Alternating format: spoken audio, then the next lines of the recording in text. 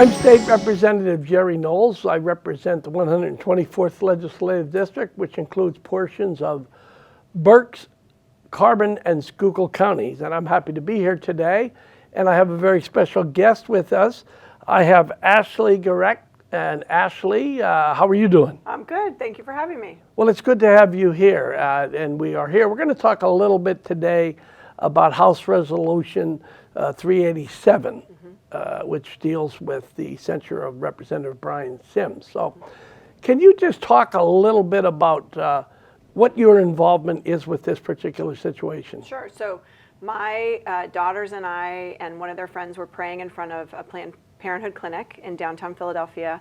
And on two occasions, one when he was filming, Representative Brian Sims aggressively approached us, harassed us, and ultimately doxed my daughters by offering a $100 bounty for their identities on the internet.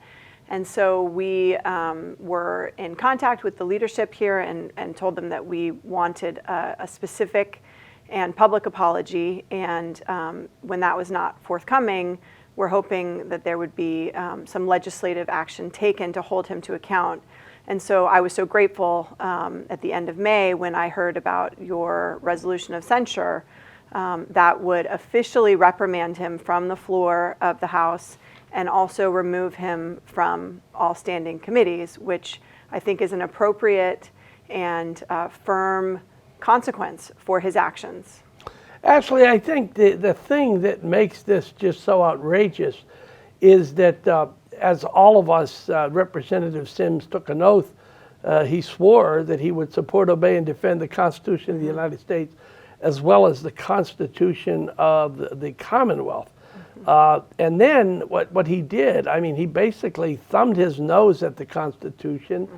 He violated the religious liberties, the civil liberties, and it's just so outrageous that not only did he fail to support, obey, and defend the constitutions of the Commonwealth and the United States, but he just went after you as well as your daughters and their friend. And I talk a little bit about how he approached you. And sure. I thought some of the things that he said were outrageous. Right. Can you talk a little bit about that? Sure. So he approached us two times. The first time was not on camera. He was very angry, very aggressive.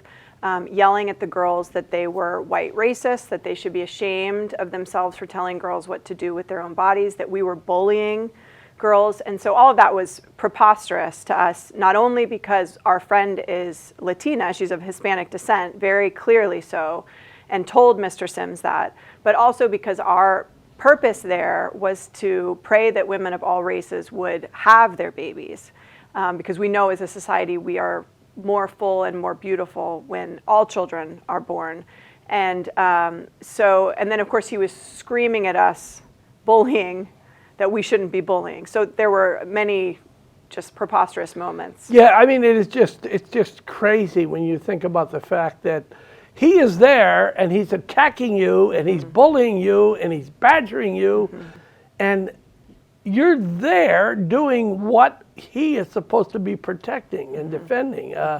It's just, so one of the things that I want people to understand, that I know that you do, this is not something that I've done on a whim. And I've told you that back on, I'm going to just refer to some notes here, but back on May the 16th, I sent Brian an email just from Jerry to Brian. Nobody else was copied on it, and it's pretty. I'm going to read it because it's not that long. I said, Brian, although we've disagreed on a number of issues, I've always appreciated the passion you have for your causes. I am, however, disappointed and embarrassed as a colleague in the House at your behavior toward the, and I quote, old white lady and the girls and the mother at the Planned Parenthood facility in your district. As a Christian, I am always willing to forgive and forget. Throughout our lives, we've all done and said things we've regretted. I get that. Having said that, I'm calling on you to offer a sincere public apology to all involved in the incidents you recorded, as well as the General Assembly for putting each of us in a situation of having to respond to constituents about your personal behavior. which offended a number of people in my district as well as other districts. And I ended it by saying, this email is being sent to you and only you. Please consider what you've done to so many people and make it right. I got no response. Yeah. I followed up in about a week, and I basically said, I wanted to let you know that I wanted to make sure that you saw this. I truly believe your actions are an insult to each and every member of the House of Representatives, as well as the institution itself. Please note that I've copied the Speaker and leaders Cutler and Dermody on this email. A response would be greatly appreciated. Again, just as the case with you, I heard nothing. Right. So we've given this guy all the opportunities in the world to apologize. He ignored my correspondence. He's ignored your. And really, people say, why are you doing this? Because there's nothing else that we can do. That's right. That's right. And so, of course, we were there advocating for life, clearly. But what he did that day, and he did it first declaring himself to be an elected state representative. So he announced his title before he went on and doxed my daughters and put them in danger deliberately, aggressively, specifically. But this was an attack on their First Amendment rights, on my First Amendment rights. We were attacked for having a free exercise of our faith and for freedom of speech. We were just acting in our capacity as American citizens. And he then, in retribution, in his capacity, he announced, as a state elected official, was trying to intimidate us away from that. So that's egregious, and that's clearly unbecoming of an elected member.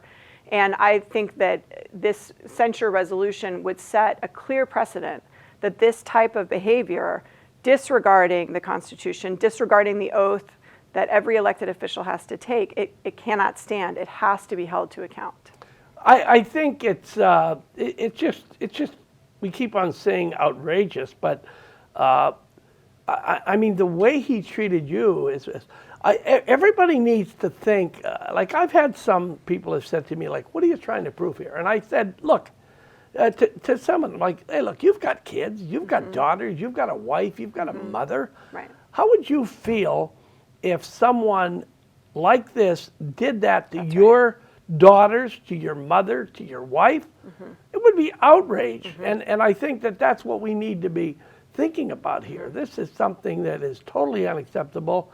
Right now, we are at 38 sponsors.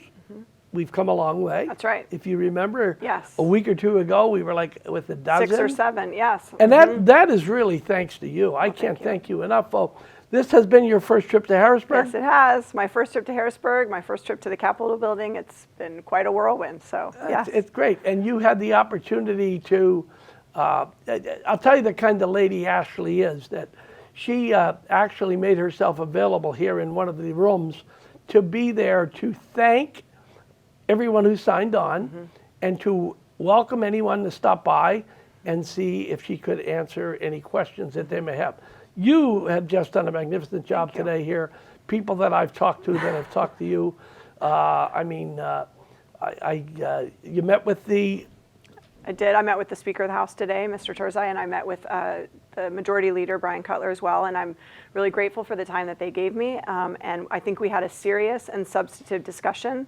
We're maybe not necessarily quite on the same page, but I am encouraged by the dialogue that we had, and I know that they're both men of honor and that they recognize that they bear a unique responsibility in their positions. And so, of course, I'm hopeful that they will ultimately sign on, co-sponsor this resolution, and lead this body to hold Mr. Sims to account, because it's the right thing to do. Ashley, it is the right thing to do. I mean, it is just so mind-boggling to me. He obviously knows how to apologize. That's right. Because he apologized to Planned Parenthood. Yes, he did. He apologized to his caucus for the position that he put them in. That's right. And, I would say that, Brian, if you happen to see this program, all we want is very simple. All you got to say is, I am truly sorry. I made a mistake. I apologize to you. And to you would be to yourself, as well as the friend of your daughters and your daughters, and to the lady that he was so rude and bullied. And I'm sorry, and it won't happen again. Yes. And that's the part that I want to impress upon my colleagues. There are no, everybody says, well, he's not going to apologize. We have no other options. This is the only way that we can hold him accountable. That's right. And really, I've had members that have said to me, he should be expelled. We should take away his state car that he drives. And I said, no, I want to make it real. I want to make it so that it will be taken very seriously, and so that we can get a number of my colleagues that continue to sign on. And your being here today has been most helpful, because I got to tell you, I admire you for your courage. Thank you. I admire you for, you and I are somewhat alike. This isn't going away. No, it's not. I am a mom today. I will be a mom tomorrow. And I will stand here and fight this fight for the sake of my daughters as long as it takes. And secondly, I'm an American citizen. And I'm so proud of the fact that that First Amendment was drafted in Philadelphia, where my husband was born and raised and where I now live with my children.